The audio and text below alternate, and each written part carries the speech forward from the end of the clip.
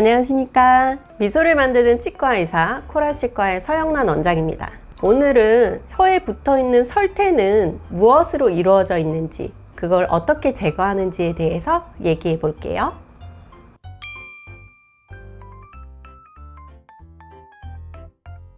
설태는 음식물 찌꺼기, 혀에 붙어있는 죽은 각질세포, 바이러스나 곰팡이균 같은 세균들로 이루어져 있어요. 입안에는 세균이 엄청 많아요. 세균이나 곰팡이균은 혀 표면에 있는, 혀 보면 거칠거칠하게 생겨 있잖아요. 그 틈새에 다 자리를 잡고 거기에 딱 붙어 있어요. 이거를 완벽하게 제거하는 것은 불가능합니다. 조금 양이 많아졌을 때도 있을 거고, 양이 줄어들 수도 있고, 이런 수준으로 계속 유지되고 있다고 생각하시면 될 것 같아요.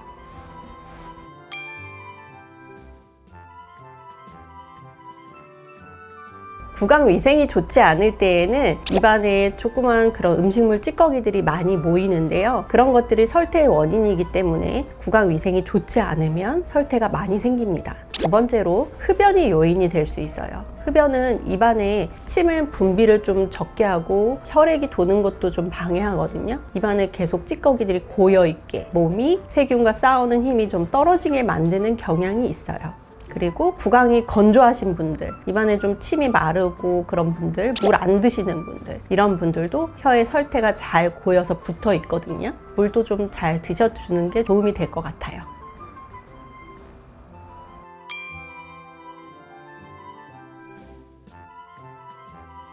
칫솔질만으로는 양치질해서 설태를 완벽하게 제거하는 것은 좀 어렵습니다. 하지만 구강 내의 세균을 줄일 수는 있겠죠. 그리고 우리가 세균을 줄이는 방법에 예전에 말씀드린 적이 있는데, 구강 양치액, 가글액, 이런 혀 클린을 위한 만들어져 있는 액체, 그런 것으로 입을 헹궈주는 것도 도움이 될 것 같고요. 그리고 혀 클리너가 일반 칫솔 주변에 왜 마트 가시면 혀 클리너 전문으로 나와 있는 모양의 물건들이 있어요. 숟가락 같이 생긴 거요. 그런 거 이용해서 조금 더 제거하면 효과적으로 제거할 수 있습니다.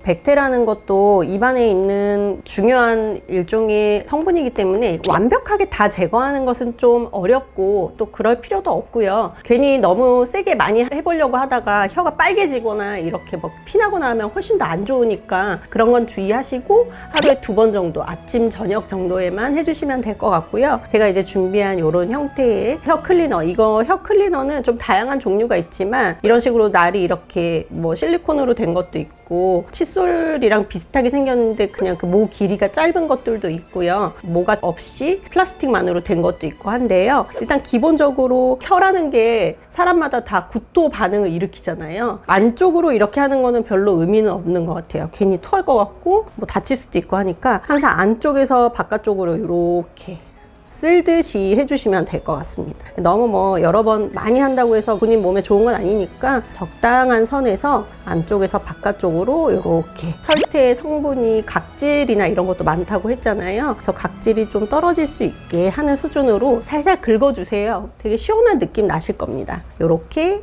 해주시면 좋을 것 같습니다.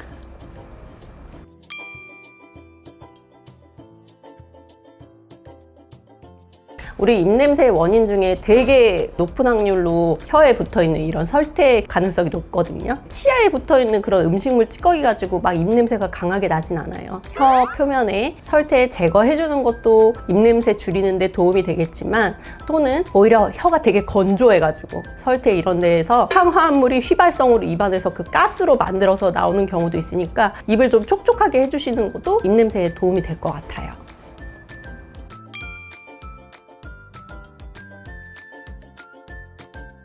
설태는 백태라고 얘기하기도 하고요. 그 다음에 좀 색상이 황색이 됐을 때 황태, 갈색태, 흑색태 이렇게 말씀들 하시는데요. 결국의 원인은 흡연이나 혀의 표면에 남아있는 음식물 찌꺼기의 색깔이 남아있는 것들이고, 거기에다가 제가 아까 말씀드렸듯이 혀 유두의 각질세포, 이런 것들이 점점 자라나서 우리가 때 안 벗기면 여기에 막 각질이 일어나는 것처럼 혀도 이렇게 각질이 일어나서 결국에는 흑색으로 점점 변화하는 거거든요. 음식물 찌꺼기나 이런 것들이 황색이나 또는 갈색, 흑색으로 변하는 거라고 보시면 될 것 같고, 적절하게 제거를 해주시는 것도 중요할 것 같아요. 그리고 요인으로는 흡연 같은 것도 있을 수 있지만, 항생제를 뭐 계속 지속적으로 먹고 있는 사람이라든지 구강 위생용품을 오히려 좀 너무 과도하게 사용하시는 분들도 이렇게 흑태가 생길 수 있다고 하고, 암 환자여서 방사선 요법으로 치료를 받고 있거나 하는 분들도 혀에 흑태, 갈색태가 생길 수가 있다고 해요. 이런 요인들이 다 사라지지 않으면 이게 뭐 아예 빨간색으로 돌아가기 어려울 수도 있기 때문에 적절하게 이런 혀 클리너 사용해 주시고요. 오히려 막 클로르헥시딘이나 이런 식의 가글용품 과도하게 사용하시는 것도 갈색이 되신 분들한테는 그렇게 좋지 않을 수도 있어요. 물 좀 많이 드셔주시고요. 그리고 색상이 이렇게 갈색이나 흑색이 되었지만 증상은 별로 없어요. 자기가 아프다, 뭐 혀가 아프다, 찢어질 것 같다 이런 증상을 느끼지는 않고요. 구토감이나 나쁜 맛이 나는 분들은 있습니다. 담배, 항생제 뭐 이런 것들을 좀 줄이는 게 도움이 될 것 같다.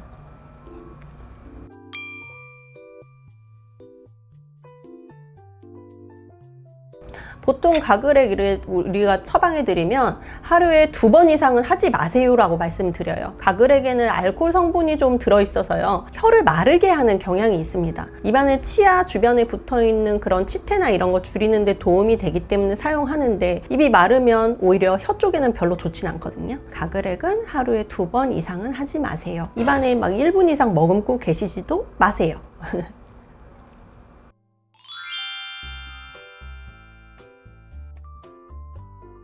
오늘은 혀에 생기는 백태, 다양한 색상의 그런 표면 착색을 말씀드렸는데요. 혀 세정하는 방법 오늘 배우셨으니까 혀 때문에 고민이시거나 입냄새 나는 분들은 꼭 한번 제가 해드린 대로 따라해 보시면 좋을 것 같습니다. 감사합니다.